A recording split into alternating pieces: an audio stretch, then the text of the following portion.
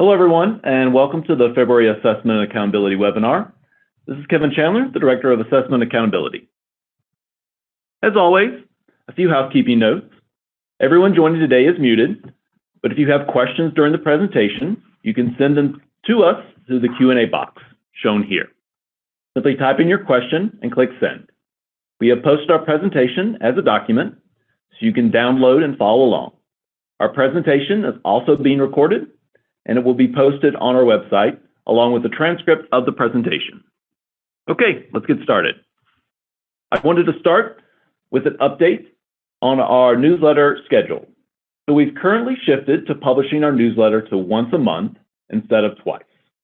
For the remainder of the 21-22 school year, our newsletter will be published after our webinar. In addition to the newsletter content, we will also include answers to all the questions from the webinar. I also received several questions about this date last year, so I wanted to make sure it was known. Students enrolled on or before April 29, 2022 will be counted in participation rates. Therefore, they should be administered the spring ISAT. The rule for greater than or equal to 95% participation rate for all students and for all student subgroups is in place for the spring 2022 ISAT summative test. Lastly, if you have not already, please bookmark the important dates page on the Idaho portal to be informed of all ISAT testing windows and Cambium assessment system availability. And with those updates, I'll pause for questions. There are currently no questions. Excellent. I'll throw it over to Ayaka for an update on accountability. Good morning, everyone. This is Ayaka, the Accountability Coordinator. This is just an update reminder that the anonymous 5-minute graduation survey is available till February 28th at the URL displayed above. We'll use the results to improve the training, guidance, and business rules for the 21-22 school year. Your feedback would be very important, and we appreciate your time. Any questions? The last date to administer the interim has been updated on important dates. Yep, we'll be going over the interim testing window when we go over the ISAT slides, but just a spoiler there, yes, the interim testing window will be closing on February 25th. Look, now I'll throw it over to Valerie with the update for our student engagement surveys. Good morning, this is Valerie Steffen. Happy to be with you today. I'm wearing my second hat as Engagement Survey Coordinator. I would like to chat with you today about the engagement surveys, which are Idaho's measure of school quality. Idaho surveys students in grades 3 through 12, as well as parents of those students and school and district staff to assess their engagement in their schools.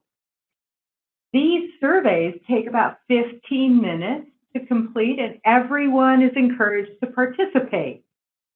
Surveys are completed online.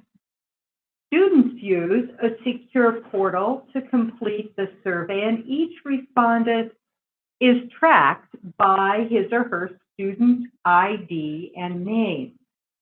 Students who attend more than one school may complete a survey at each school. These surveys are confidential, but students' identity is tracked to assess participation rate. Last week, we sent an email to superintendents, principals, and assessment coordinators providing details about testing windows and technical assistance for the student engagement survey. We provided instructions about logging in. Parents and staff are offered a survey through a link unique to their district. These surveys are anonymous. SDE will send emails to superintendents and assessment coordinators with the district-specific links. District staff may email those links or post them on their intranet or a combination. We encourage you to seek help if you have questions or are having difficulties. We encountered some system difficulties with the student rosters, which we encourage you to go examine to make sure that they are correct. Last week, thanks to several early users at schools around the state who contacted us, we learned about issues, and we were able to identify the problem and work with our partners at Cognia to get it resolved by this week. If you went to your roster last week and had problems, please go this week and download your newly refreshed and fixed roster. Everything should be in order. For help, contact the Cognia help desk using the link noted above, clientcare@cognia.org. Alternately, use the toll-free telephone number that is specifically assigned to Idaho, and there are others who will help you as well. You may also contact Chrissy Anderson or Dale Kleinert, who are Idaho-specific staff assigned to Cognia. And then there's always Valerie Steffen, who will answer her phone and her emails. Okay, so we have two questions. When will the SDE send the links for staff and parent engagement surveys? We plan to send those early next week or the end of this week. We're still sorting through and making sure that the emails we have are all correct. We will also be putting a small reminder in with those links about making sure that you go in and test your roster for the student surveys, and also give you information about assistance at Cognia. Will the survey administration scripts and guidance on the SDE website be updated this year, or should we use what is posted? Use what's posted, they're the same. And that's all the questions. Okay, next up is Paul Kleinert with some updates for NAEP. The national assessment is making its way through Idaho. This is Paul Kleinert with more information. NAEP follows very similar inclusion rules as the ISAT. The main differences are no first-year English learners take the assessment, and no students who qualify for the Idaho alternate assessment take the test. It is extremely important that schools do everything they can to encourage participation on the NAEP. Having students of all demographics take the assessment is extremely important for Idaho because when the results release, we will have the most comprehensive picture of what student learning looks like in our great state. This is especially important this year as we make our way through a global pandemic, as teachers and staff are out sick, as students are missing classes. It is more important than ever to see the extent of learning loss and with which students. This is just one reason why the NAEP is a valuable part of the Idaho Comprehensive Assessment Program. Because it is a different assessment with different standards than the ISAT, it may help explain why we see certain trends in our accountability reports that otherwise may not be easily explained. NAEP scores can be compared to other Idaho state assessments and can be used as a measure of validity. Also, please remember, this is the only assessment that is the same assessment in every state. Although every state is different demographically, NAEP is the same. We can gather ideas of what works in other states and apply them to Idaho student learning. In conclusion of today's slide, please encourage participation for all students. Every student deserves a chance to show what they know and can do. And this is yet another opportunity to show how across Idaho, we have dedicated, indispensable teachers and staff serving our students and communities. We have had several absences, so we have had to schedule multiple days, which is less than ideal. Just a tough time for NAEP testing. I completely agree. I hear you, and this is reverberating through the nation. And that's all I have for you. Okay. Excellent. Andrew is out this week, so I'll throw it over to Paul again for updates on ELPA. This is Paul Kleinert stepping in for Andrew Bennett, who at the moment is traveling between various districts in regions 1 and 2 Today, we will be reviewing some just-in-time information around the English Language Proficiency Assessment. So without further delay, let's get started. The WIDA Assessment Management System User Guide, pictured on the right, is the go-to manual which outlines how to perform key functions within WIDA AMS. Some high-priority functions that are most frequently used this time of year include running a tier placement report, adding students in test sessions, and how to add or modify accommodations. So if you have questions about how to perform an action within WIDA AMS, please reference the WIDA AMS User Guide. Test administrators and/or test coordinators should ensure testers have completed each online test session prior to the student leaving a test session. One of the best ways of doing this is reviewing the student status dashboard within the WIDA AMS. The student status dashboard displays the testing status of each of your students enrolled into an Access for ELS online test session. You can filter student test data on the dashboard by school, testing status, grade, and language domain. The dashboard data is also displayed in real time. Coordinators should be ensuring students have a status of complete and both have a start time and end time for each test session. The graphic below is a snapshot of how the student status dashboard is organized. The student highlighted in red indicates that the student has started the reading test session, but still has not completed it. The student highlighted in yellow shows that the student still needs to start and finish the speaking test session. Please note that WIDA AMS users will need to have the test setup view student status permission to view this report. As a reminder, running a tier placement report is an essential step in properly administering Access for ELS online. Once the reading and listening sections of Access for ELS online have been completed, the school test coordinator will need to run a tier placement report for two very important reasons. First, the report determines the correct writing tier booklet for students in grades 1 through 3 taking the online version of Access. Remember, the Tier A or Tier B/C test form will be identified based on student performance on the listening and reading sections.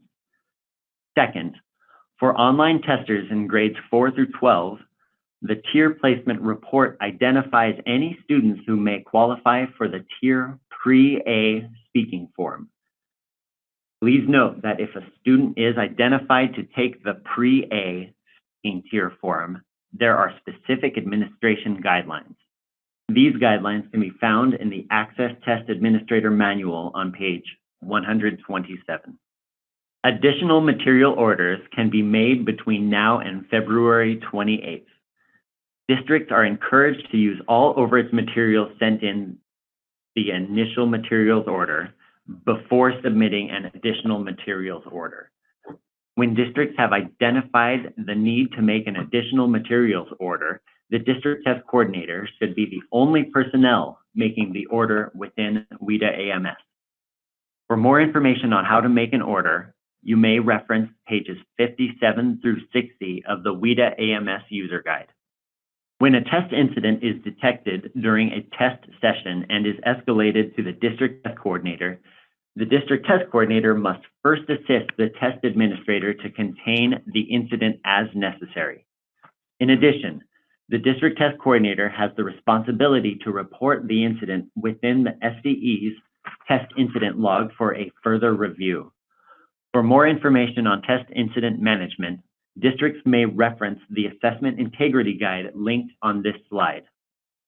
The test incident log may be accessed by selecting the ELPA Test Incident Log tile posted on the ELPA webpage or by logging into the IC web application. District test coordinators, or DTCs, will not be able to regenerate a student's Access for ELS test ticket for any language domain without first submitting a request to the test incident log. The test incident description should include context of the request and a justification outlining why a regeneration of the student's test ticket should be made. The ELPA coordinator will follow up with the DTC once the incident is reviewed with the final outcome. In an effort to track the impact of COVID-19 on students' ability to complete Access for ELS, the Assessment and Accountability Department is requesting districts to document COVID-19 parent refusals, COVID-19 school closures, and other COVID-19 related scenarios impacted the ability of a student to complete all sections of Access for ELS. The procedures document has been updated and posted to the ELPA webpage. Listed here is an overview of the important dates to be cognizant of as we progress through the Access for ELS testing window and get into the spring. The Access for ELS test window closes on Friday, March 4, and the test materials must be sent back by March 11. Also, at the end of March, beginning of April, districts will have the opportunity to validate that the student demographic information in WIDA AMS is correct and allows the district to modify the information prior to reporting. DRC will be hosting a webinar on March 8th to go over how districts perform data validation, so please join if you can. The link to this webinar can be found on the ELPA webpage under the Trainings tab, or can be accessed via the WIDA Secure portal under Webinars. Upcoming ELPA training webinar topics and links are posted on the ELPA webpage under the Trainings tab. Please note that the Access for ELS concluding the ELPA test window webinar date was adjusted from February 10 to February 11. We hope you can join us. And for any questions, please contact Andrew Bennett via email. There is one question, and it is, do we have to report the interrupted tests due to the DRC issues this week? That is a very great question. I'll make sure to contact Andrew and get an answer posted to that in the Q&A, and we'll send that out in the newsletter. And that's it for questions. Excellent. So I'll throw it over to Karen Striegel for an update on special ed. Thank you, Chandler. Again, my name is Karen Striegel, and I am the Special Education Coordinator for Alternate Assessment, Low Incidence Disabilities, and Medicaid School-Based Services. As I always say during these webinars, get ready to be sprayed by the IDAA fire hose. I'll start by reminding you that the Learner Characteristics Inventory, I affectionately call the LCI, the window opened on February 1st. Teachers must complete one LCI for each student who will take an Idaho Alternate Assessment, IDAA, during the spring 2022 test administration. Remember, the LCI is completed in the Data Entry Interface, or DEI. I am excited to tell you about the new LCI Quick Guide, which was posted to the Idaho portal last week. It outlines step-by-step directions for completing the LCI in the DEI, including screenshots. Any of you who are familiar with the quick guides that we had for ISAP Forever, we're modeling alternate assessment quick guides after those. I'm very excited. Anyway, squirrel. Teachers must complete the TA certification course before they can access the DEI, and students will not be able to access their IDAA if the LCI has not been completed. The window for completing the Student Response Check, or SRC, also opened on February 1st. The SRC is used to document a student's lack of a consistent, observable mode of communication. It is administered to a student in a paper format with the student's responses submitted using the DEI. The SRC Quick Guide is under development and will be posted to the Idaho portal soon. The SRC is only necessary if a student is being considered for the early stopping rule. If the student has a consistent, observable mode of communication, then the teacher does not administer the SRC. Speaking of quick guides, there are more IDAA-specific quick guides to come. There will be three separate IDAA test administration quick guides. One for the regular online computer adaptive test, one for administering the IDAA using the printed response option cards, and one for administering the paper test form.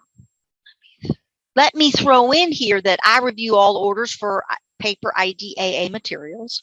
We will have a quick guide for the early stopping rule too. Be on the lookout for Idaho portal announcements as the IDAA quick guides get posted. I have already gotten a few questions about administering the IDAA to students who receive their education virtually. I am not talking about students who receive homebound services, but students who receive services and schooling through an online model. The expectation is that all students participate in statewide assessments, including students who qualify for the IDAA. The nature of the IDAA requires in-person testing. In other words, there is no remote administration for the IDAA. Students who qualify for the IDAA and are enrolled in virtual or online schools must come to a school building or testing site to take the test. If a qualified student cannot come to a school building to take the IDAA because they are medically fragile or have a significant underlying health condition, then the school must have a current and specific doctor's note to submit with a participation appeal before a medical exemption will be considered. This list outlines the information that must be included in the doctor's note for a student in this situation to be considered for a medical exemption. The student's condition, the reason the said condition prevents the student from coming to the school building, a doctor's signature, and a date within the current school year. So I'm talking about September 2021 through May 2022. Participation appeals for IDAA students enrolled in virtual schools that lack sufficient medical documentation will be denied. In other words, it will not be sufficient for the parent to write a letter stating that their student is unable to come to the school building because of an underlying health condition. I'll go off script for a minute. This was okay last year. It is not okay this year. As a reminder, students who received homebound instruction, as outlined in the IEP or other home learning plan are exempt from participating in statewide assessments. Documentation of a student's homebound status must be submitted with the participation appeal. The first window for ordering paper test materials closed on Friday, August 4th. The second window to order paper test materials is opened between March the 22nd and Friday, May the 7th. The information on this slide about student responses to paper pencil test forms being entered in the DEI applies to the ISAT. I'll talk more about administering IDAA paper test forms during the March webinar. As a reminder, IDAA test materials include printed response option cards and paper test forms. As I mentioned earlier, I review all orders for IDAA paper materials. District administrators and district coordinators should be ordering paper materials. Orders that were submitted by February 4th will be delivered by March the 21st. Paper materials or during the second window, again, that's March 22nd through May 6th, are not guaranteed to be delivered before the paper test window opens. Don't wait until May the 1st to order IDAA paper materials.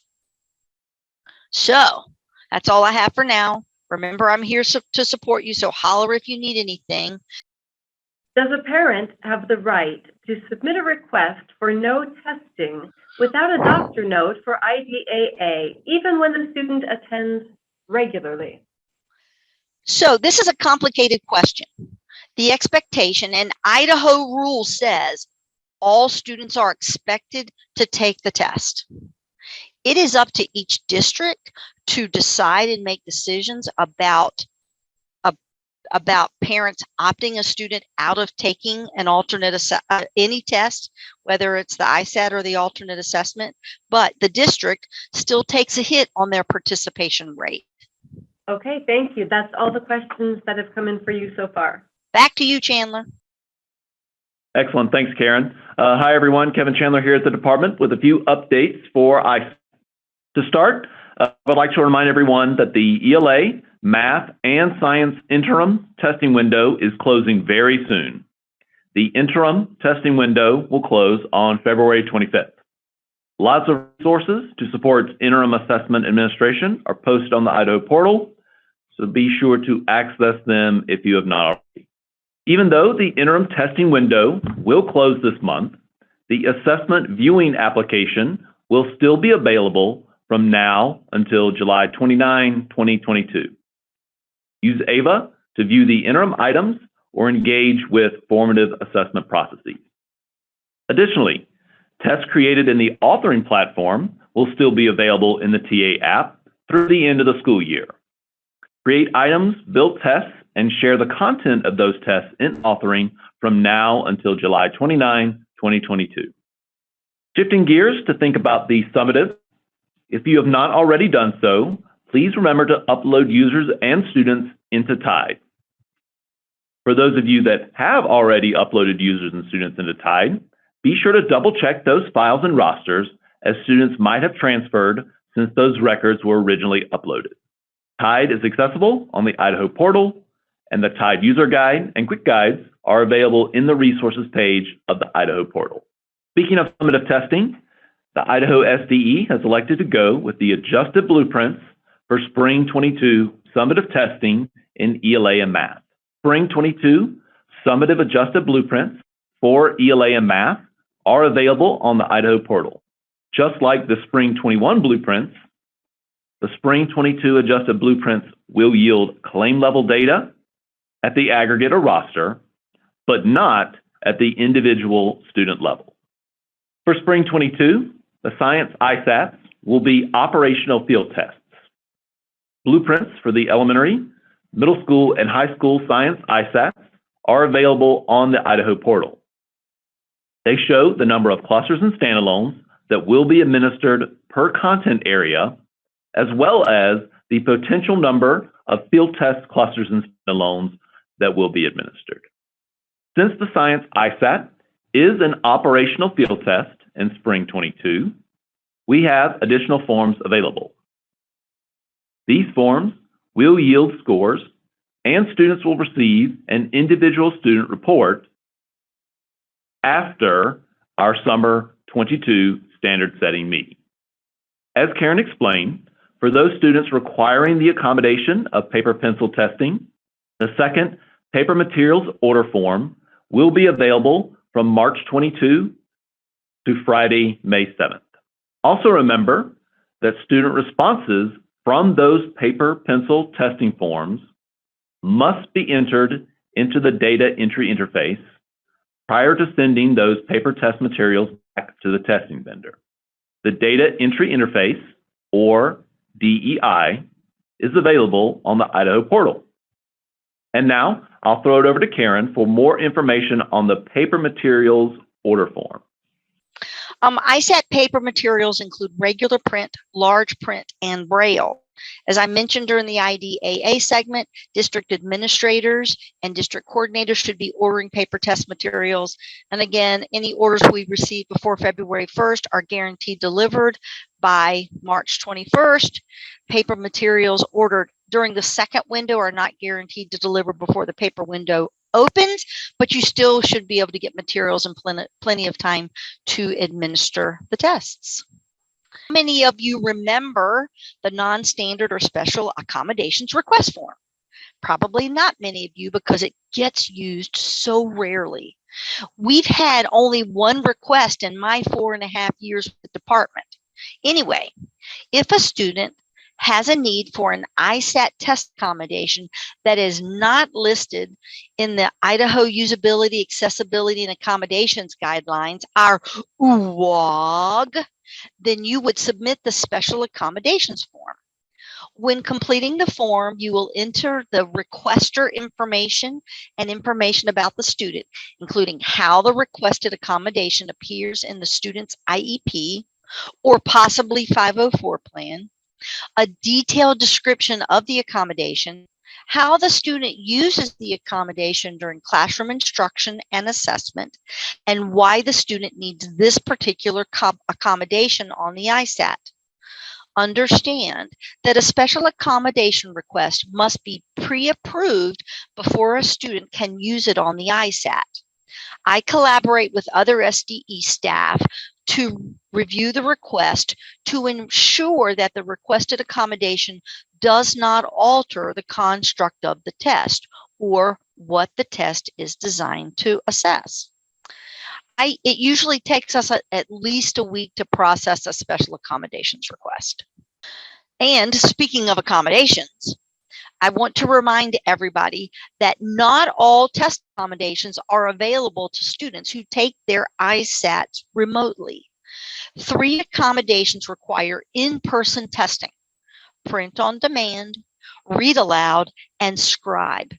Please be proactive and collaborate with your special education colleagues to identify students who use these testing accommodations before a student tries to take a remote ISAT.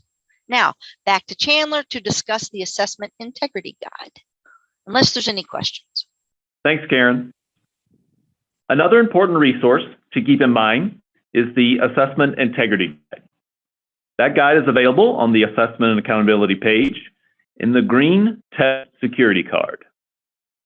One important fact documented in the Assessment Integrity Guide is that teachers will be able to proctor the Spring 22 ISATs to their own students.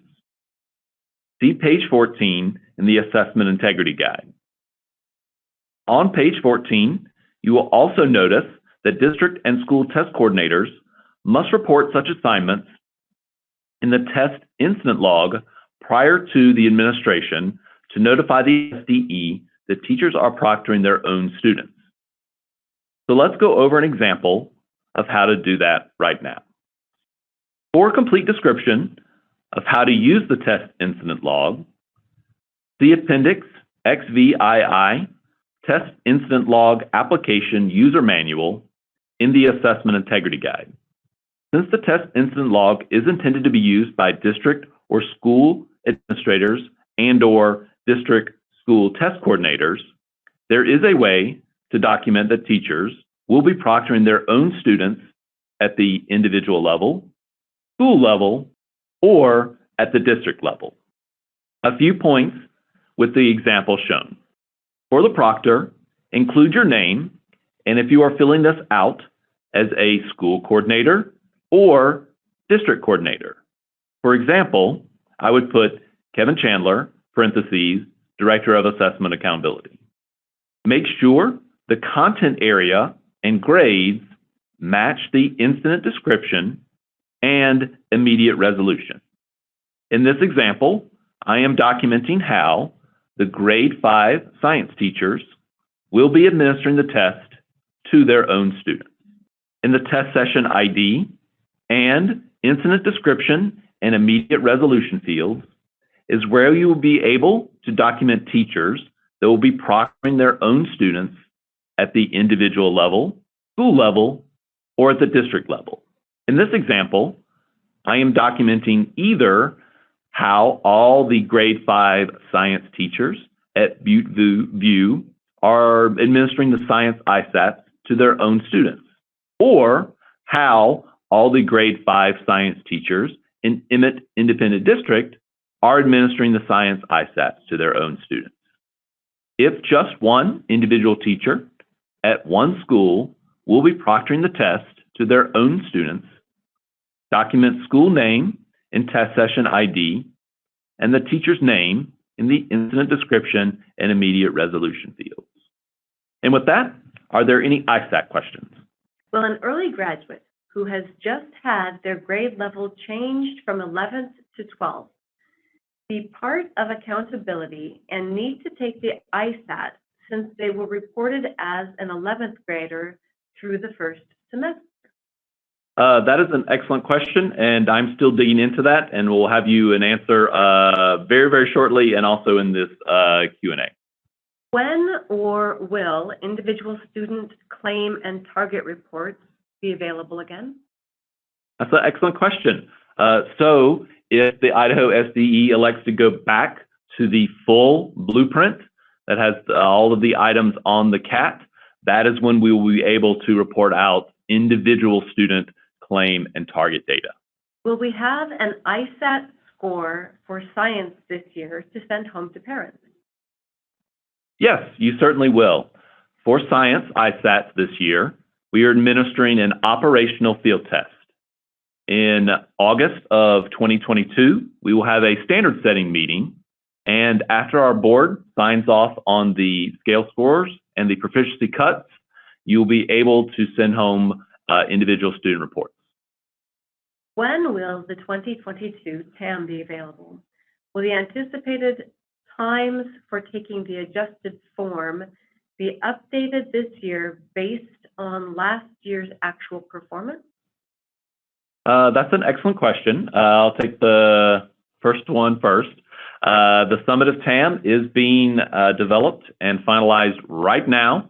It should be published to the Idaho portal this month.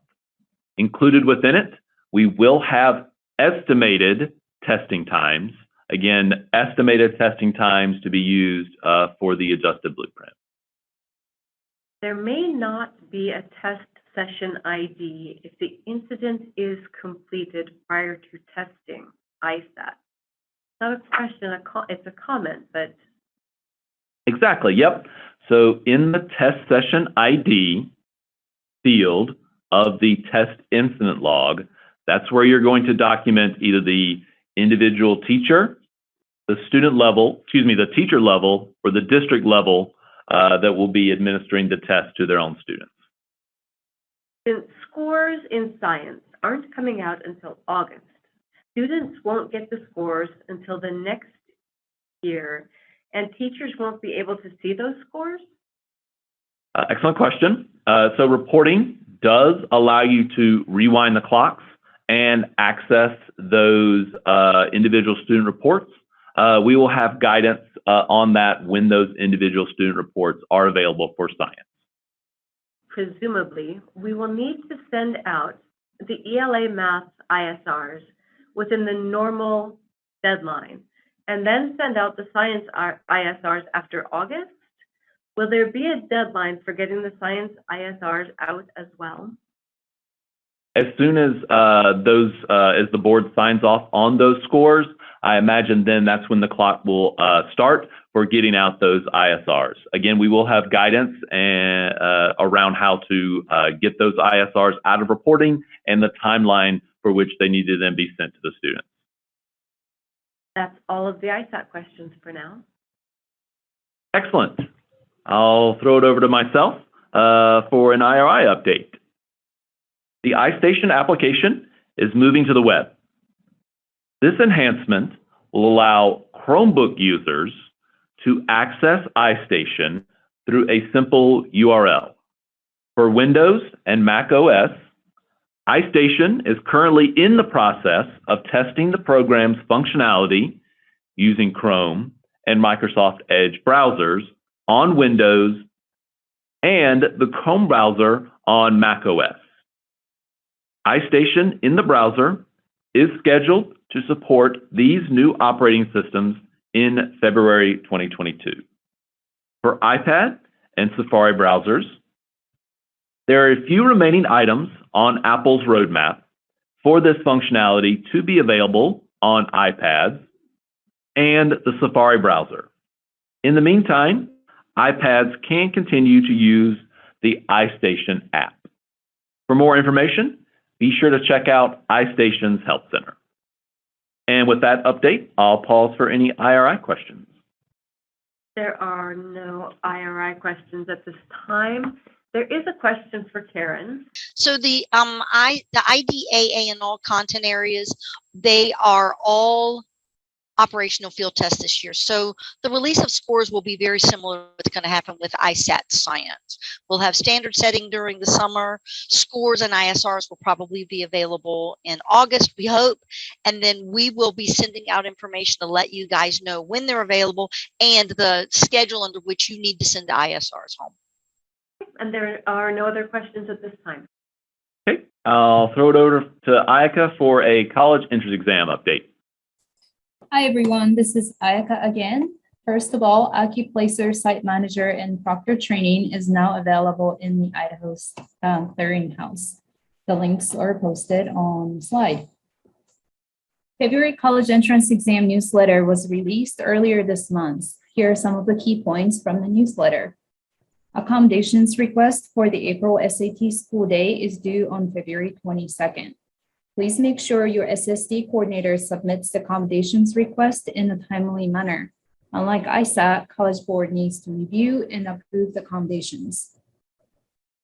In addition, please make sure your school provides a notification to the families regarding the personal data collected by College Board as part of SAT testing. The notification is available on our website, both in English and Spanish.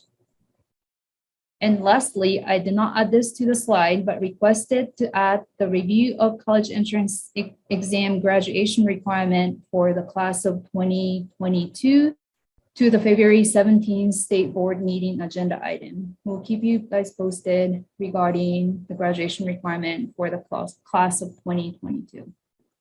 And I had one question regarding homeschool student.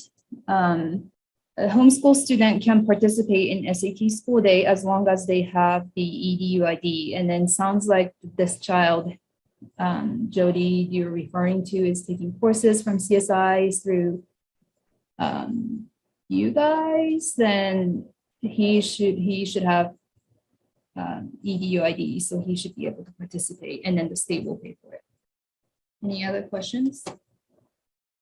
Karen and Chandler, when the ISRs are available for science and IDAA, if those come out in early August and teachers don't return until mid or late August, will that be taken into consideration for distribution of ISR for science and IDAA? Yes, so let me just kind of reiterate the timeline again. Our standard setting meeting is scheduled for August. After that standard setting meeting, the board will review the proficiency cuts and approve them. So after that board meeting, if those proficiency cuts are approved then, that's when the individual student reports will be available. In reporting, you can rewind the clocks and access previous summative scores, and we will have guidance around how to access those previous year student scores and the timeline for which to distribute the individual student reports. That's all the questions for now. Excellent. So thank you everyone for attending. While we're waiting for any last minute questions, let me go ahead and let you know that our next webinar will be at 10 a.m. Mountain on Wednesday, March 9, 2022. You can find links to register for this webinar or to review past webinars on the Assessment and Accountability's redesigned homepage under the Connect with Us heading. Any final questions before we wrap up? This one's back to you, Ayaka. Do I just give him an extra booklet and have him take it during our session? He has an EDU ID number. Thanks so much. Yes, sorry, when you said upload, I was thinking about IC upload, but I think you meant bulk reg upload. You can use the extra material to test the child. There's a AI code for homeschool students, and he can use that code to test. Will there be additional training opportunities on administering the ISAT remotely like last year? Yes, we are actually looking at our calendars now, and we'll propose a couple of dates for when we could do a remote administration of the ISATS training. All right, and that's all we've got for now. Excellent. We will include the questions and answers with the video that will be posted. Watch for the PowerPoint, a PDF of the PowerPoint and questions and answers later this week. We will, of course, need time to make that document accessible. Thank you for joining us. Have a great day.